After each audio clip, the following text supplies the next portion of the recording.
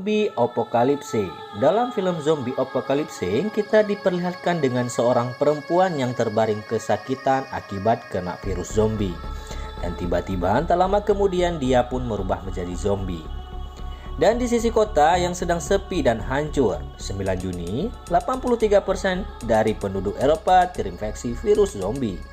14 Juni, VM2 menyebar di Jepang. Pemerintah pun jatuh dalam 3 hari dalam serangan wabah zombie, dan para aparat tentara pun bergabung untuk menyelamatkan kota. Helikopter dan tank pun berpatroli ke kota, dan pada tanggal 25 Juni VM2 menyebar tak terkendali di seluruh Amerika Serikat. Korban selamat, kawasan karantina akses milik pemerintah. 26 Juni tentara menghancurkan jalur transportasi yang terinfeksi. 27 Juni IMP meledak, semua alat elektronik rusak. Upaya akhir untuk menghasilkan pembawa wabah. Cerita pun dimulai. Dalam film ini kita diperlihatkan oleh 3 remaja yang sedang berjalan di samping gudang yang tidak digunakan lagi. Yang wanita bernama Jodie Pascal dan pria berbaju kotak-kotak bernama Gary Wick. Dan pria satunya lagi yang hitam dan keribu bernama Leslie Ann Brand. Dalam perjalanan mereka tidak melihat satu orang manusia pun di sana.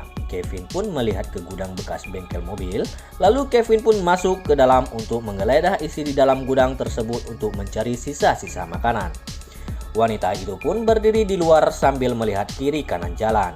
Karena mereka berdua membuat kebisingan di dalam gudang, tiba-tiba keluarlah zombie-zombie di lorong gang dekat mereka.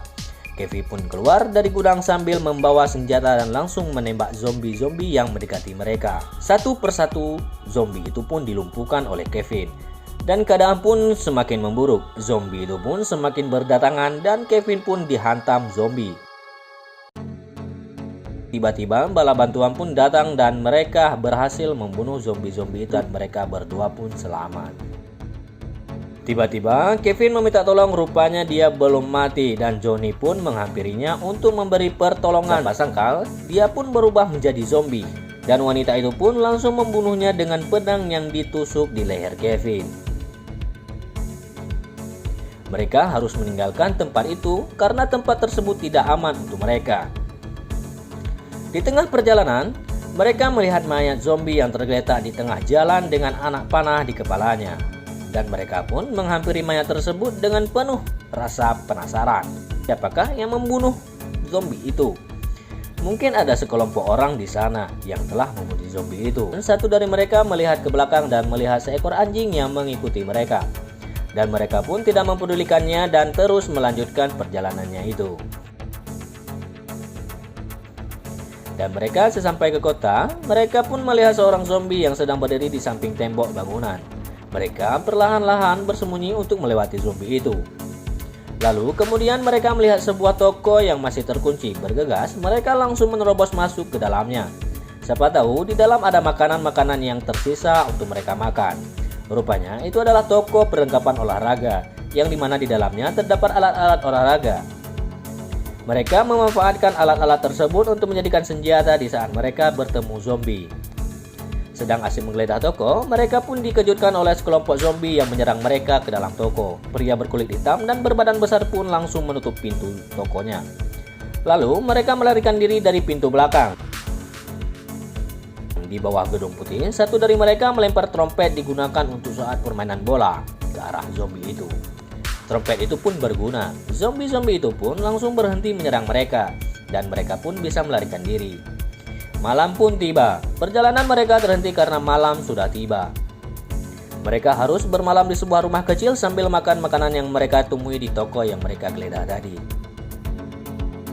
Sambil mengisi malam, mereka berdua pun curhat masalah hati mereka.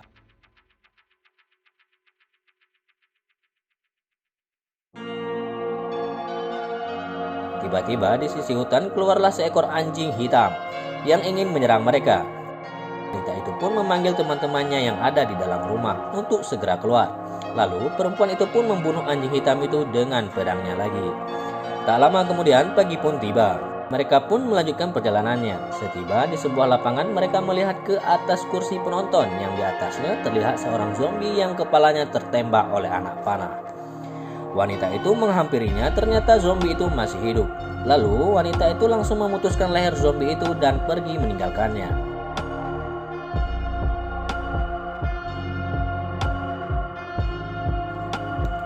Kemudian mereka melihat pintu gerbang yang terbuka dan langsung memasuki ke dalam gedung olahraga itu.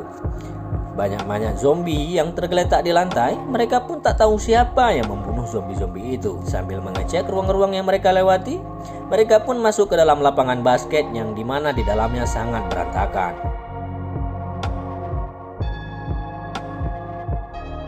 Sambil menggeledah barang-barang itu, mereka dikejutkan dengan kedatangan zombie yang sangat-sangat banyak.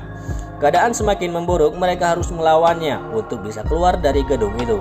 Namun sayang, satu dari mereka mati dihantam zombie. Dengan perasaan sedih, anggota mereka tidak bisa diselamatkan lagi. Mereka semua keluar dari gedung untuk melarikan diri dari serangan zombie-zombie itu.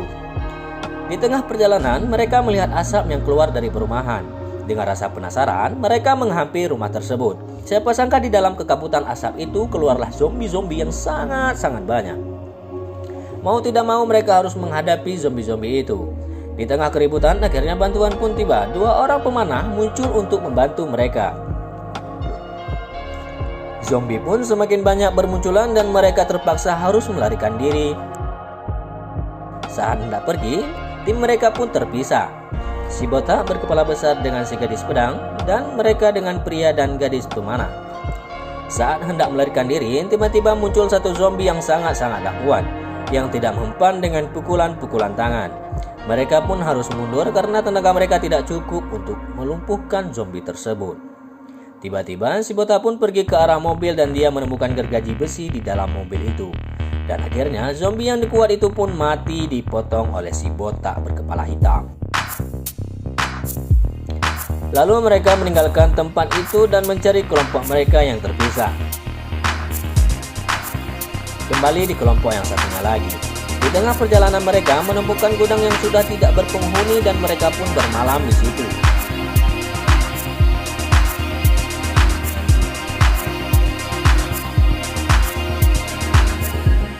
Singkat cerita, pagi pun tiba. Mereka keluar dari gedung dan melanjutkan perjalanannya. Di tengah perjalanannya, di sungai yang telah kering, mereka melihat 3 zombie di dalam terowongan. Dalam sekejap, mereka memanah zombie-zombie itu dan zombie itu pun mati.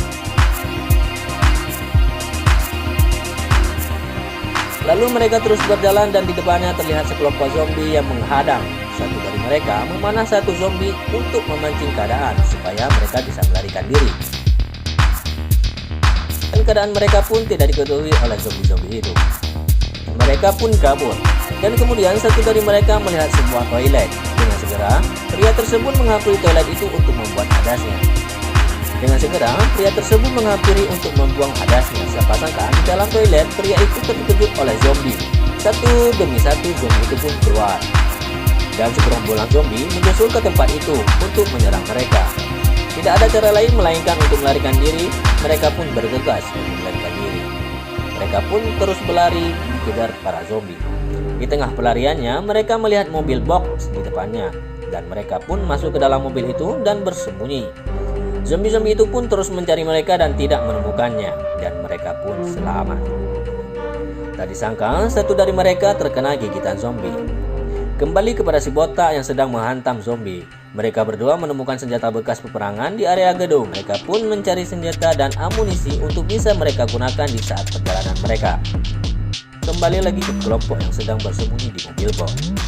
Pria yang terkena gigitan zombie itu memberitahu kawan-kawannya bahwa dia telah kena gigitan zombie. Dan dia pun memberikan buku dan pesan terakhir kepada kawan-kawannya. Ia pun meminta izin untuk keluar dari mobil supaya dia tidak menyerang kawan-kawannya yang di dalam mobil. Rekannya itu pun tidak merelakan kepergian pria tersebut. Mereka pun terus membantu sebisa mungkin, namun naas pria itu berubah menjadi zombie. Pria itu pun mencoba untuk menyerang. Satu dari mereka langsung memberikan jalan pintas untuk melumpuhkan pria itu dengan cara mematahkan lehernya. Si botak dan si gadis itu berjalan mencari regunya. Dengan tidak disadari, di belakang diikuti oleh seorang zombie. Si botak membalik badannya ingin menghantam zombie itu. Satu kejadian lucu, zombie itu pun terhenti dan berlari dengan ketakutan. Siapa sangka zombie itu lari untuk memanggilkan zombie-zombie yang lain. Dengan terkejut, mereka langsung kabur dan bersembunyi. Tiba-tiba gadis itu pun keluar dan melemparkan bom ke arah zombie-zombie itu dan zombie-zombie itu pun mati. Letusan bom itu terdengar sampai ke regunya yang berada di mobil bom tersebut. Dan zombie-zombie di sekitar mereka pun menuju ke arah letusan bom tersebut. Dan mereka yang di dalam mobil pun keluar dengan meninggalkan rekannya yang telah mati menjadi zombie. Dalam perharian, si botak dan si gadis itu yang terus dikejar oleh sekelompok zombie-zombie ganas, dia pun melihat pintu belakang gudang dan mereka langsung masuk ke dalam untuk mengamankan diri dari zombie-zombie itu. Sesampai di atas gedung, si botak melihat cahaya pantulan cermin di sebelah kota yang mana itu adalah rekan kelompoknya yang memberi kode untuk mereka. Dan mereka pun bergegas untuk ke sana dalam segera. Dengan wajah garang, Jesse dan pria botak membawa senapan Rambo untuk membunuh zombie-zombie yang ada di bawah mereka.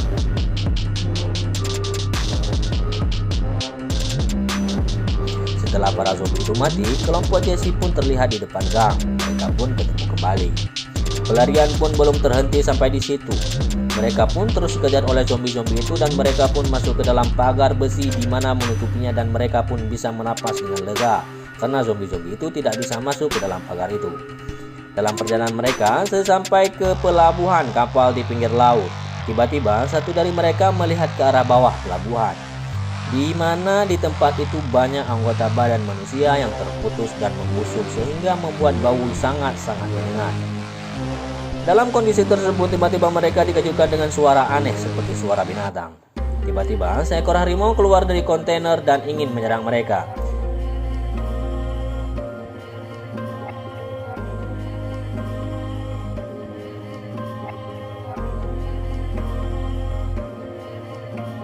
Mereka terus melawan dan harimau itu pun mati jatuh ke laut dengan lilitan rantai di lehernya. Tiba-tiba harimau itu pun muncul lagi dan menyerang satu dari anggota mereka. Lalu menuju ke arah Jersey. Si pria berkepala botak pun membantu wanita itu dengan palu keberuntungannya. Cerita demi cerita, harimau itu pun mati dan pria botak itu terluka dengan cakaran harimau di lehernya dan si botak pun mati. Dan cerita pun tamat. Buat kalian yang baru di channel ini, jangan lupa tekan tombol like dan tombol subscribe ya. Terima kasih.